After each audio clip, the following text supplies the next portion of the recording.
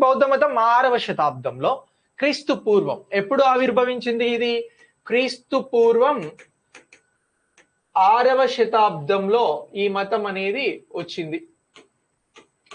6వ శతాబ్దంలో ఈ బౌద్ధ మతం అనేది రావడం జరిగినది అనేటువంటి అంశాన్ని మనం గుర్తించాల్సి ఉంటది.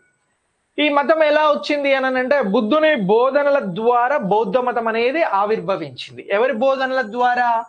బుద్ధుడి బోధనల ద్వారా ఈ మతం అనేది రావడం జరిగింది.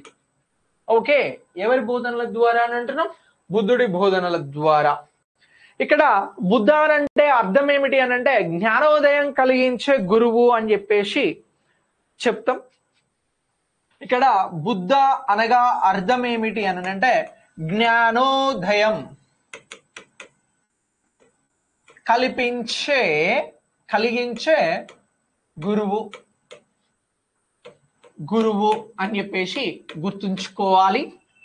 ఇక్కడ బుద్ధ అనగా జ్ఞానోదయం కలిగించే గురువు.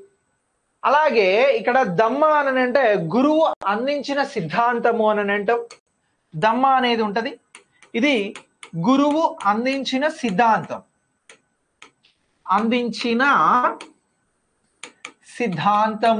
అని చెప్పేసి మాట్లాడతాము.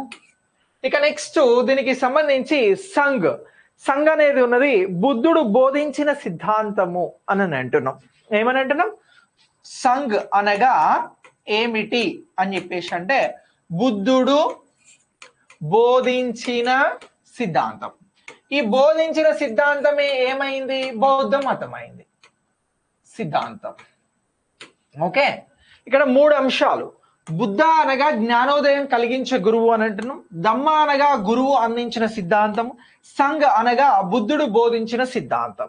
సో ఇలా ఈ బుద్ధుడి బోధనల ద్వారా మనకి బౌద్ధ మతం అనేది క్రీస్తు పూర్వం 6వ శతాబ్దంలో వచ్చినది అనేటువంటి అంశాన్ని మీరు గుర్తించాల్సి ఉంటుంది. ప్రత్యేకంగా చాలా చాలా ఇంపార్టెంట్.